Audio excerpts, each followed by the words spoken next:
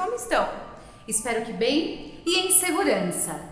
Dando continuidade à videoformação de ontem, trataremos da parte 2 do protocolo de retomada, que diz respeito à organização pedagógica. Hoje faremos um resgate de como foi esse período de isolamento e as diversas ações realizadas junto às crianças e estudantes. E amanhã trataremos do possível retorno das atividades presenciais. Em março deste ano, fomos afetados pelo fechamento das escolas devido à pandemia do novo coronavírus. Nessa crise sem precedentes de proporção global, educadores e famílias inteiras tiveram que lidar com a imprevisibilidade e, em benefício da vida, manter o distanciamento social. Esse momento exigiu que os profissionais da educação e as famílias se reinventassem, criando diversas estratégias para manter os vínculos e uma rotina que colaborasse com o desenvolvimento e a aprendizagem das crianças. Em Mogi das Cruzes, após ser decretado estado de emergência e calamidade pública, as atividades escolares presenciais foram suspensas por tempo indeterminado em toda a rede de ensino. Diante do cenário imposto, diversas estratégias foram desenvolvidas para que os estudantes não se distanciassem das aprendizagens. A primeira delas foi o projeto Para Fazer em Casa, uma ação desdobrada em produções de materiais destinados para familiares, professores e estudantes. Foram eles: carta aos pais, orientações com dicas gerais para familiares e responsáveis e o vídeo informativo sobre o Covid-19. Você se lembra dele? Covid-19, informações para sua proteção. O que é coronavírus, Covid-19? Covid-19 pertence à família coronavírus, chamados assim pois assemelham-se a uma coroa. E quem, como uma coroa, demonstra insígnia de soberania nesta pandemia, como aquele pertencente a uma família real, chega imponente, causando medo e desconforto geral. Propaga-se rapidamente, domina as mentes, torna ofegante nossa respiração e assim nos deixa com apenas uma opção: não posso sair. O que há de vir? Foram preparadas e disponibilizadas semanalmente uma série de propostas educativas para crianças da educação infantil, creche e pré-escola e do ensino fundamental, tanto anos iniciais quanto finais. Aconteceram também alguns experimentos com materiais alternativos, objetivando, de maneira prática, construir conceitos científicos pelas crianças por meio de observações de fenômenos. Tivemos ainda a Semana do Brincar, no qual lançamos indicações de brincadeiras e brinquedos de sucata, tendo em vista que, brincando, as crianças se desenvolvem, têm a oportunidade de explorar o mundo, ampliar a percepção sobre si, organizar o pensamento, mobilizar diferentes saberes e afetos. Com a ampliação do período de distanciamento social, o projeto Para Fazer em Casa foi repaginado e passou a se chamar Para Fazer em Casa Reposição. As crianças da educação infantil receberam em suas casas o material didático IBA, Interagir, Brincar e Aprender. Os estudantes dos anos iniciais do ensino fundamental receberam o EMAI Ler e Escrever. Esses materiais foram complementados pela utilização de roteiros de estudos e videoaulas que foram disponibilizados no portal da Secretaria Municipal de Educação. As videoaulas da educação infantil abordaram de maneira lúdica as diferentes sequências didáticas propostas no material. Vamos lembrar o trechinho de uma? Material que será utilizado: material da criança. Para essa atividade, iremos apreciar a obra A Feira, que consta na página 18 do seu material. O que está retratado nessa obra de arte? Você conhece uma feira? Ela se parece com a retratada na obra? Você conhece essas frutas? Já comeu alguma delas? Quais cores foram utilizadas? Por que a artista escolheu essas cores? Agora observe a foto da artista Tarsila do Amaral, que também está na mesma página.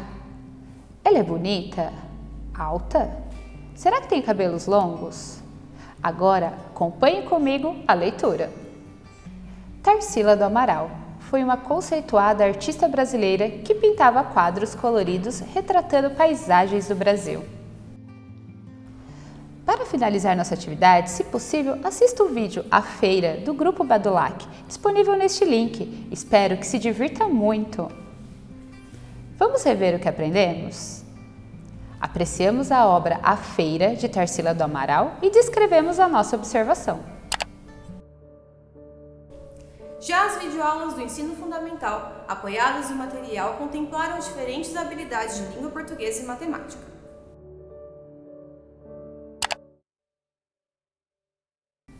Agora vamos iniciar a etapa 3 do projeto didático Incríveis Animais Pequenos. E tem mais um texto para lermos, Bicho-pau. Você já ouviu falar do bicho-pau? Como ele é? Por que será que ele tem esse nome? Como ele se defende? Como se reproduz? Quais são as características desse inseto? Do que se alimenta? Para descobrir tudo isso, você deve ler o texto.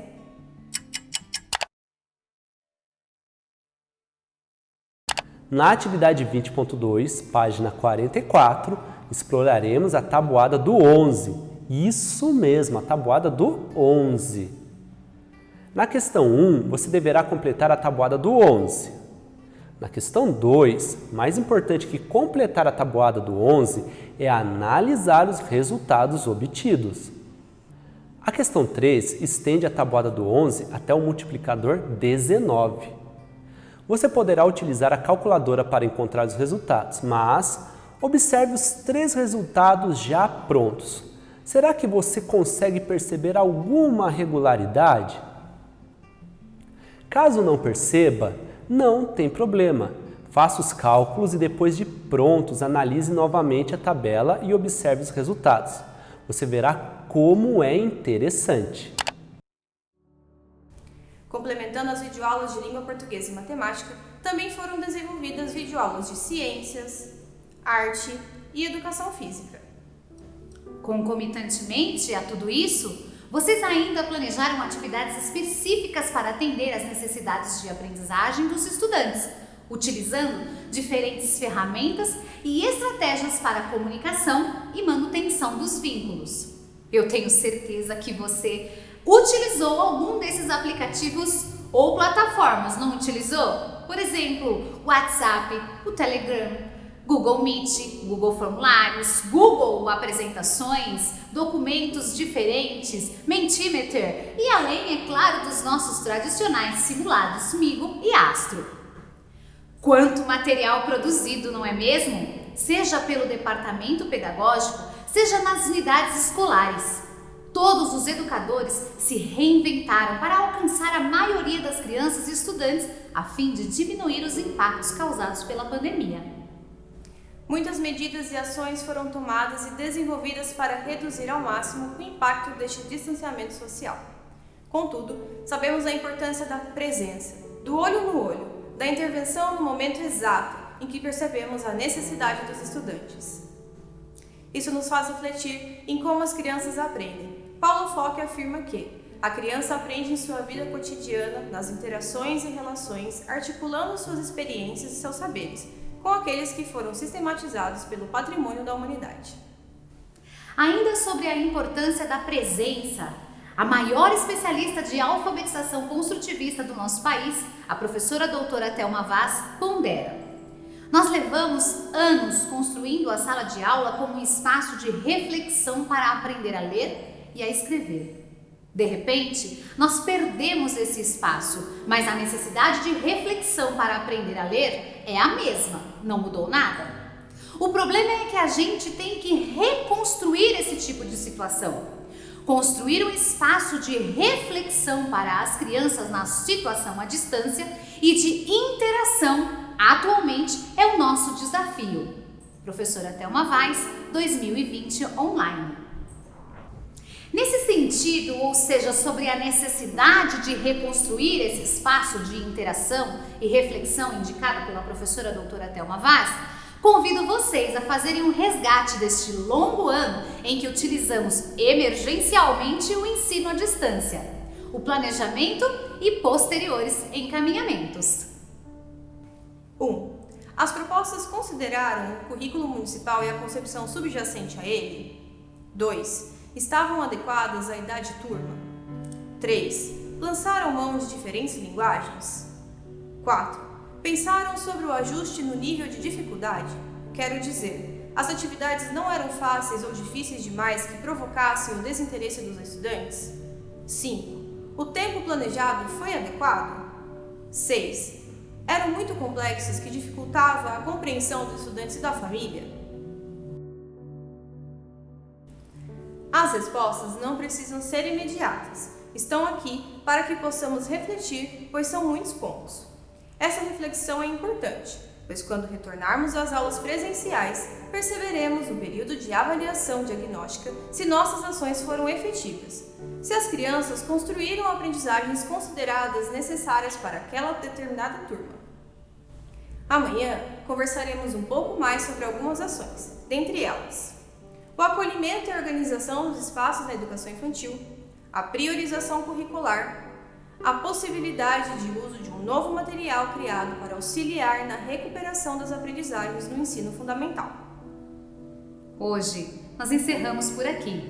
Amanhã daremos continuidade discutindo a retomada das atividades presenciais. Até amanhã!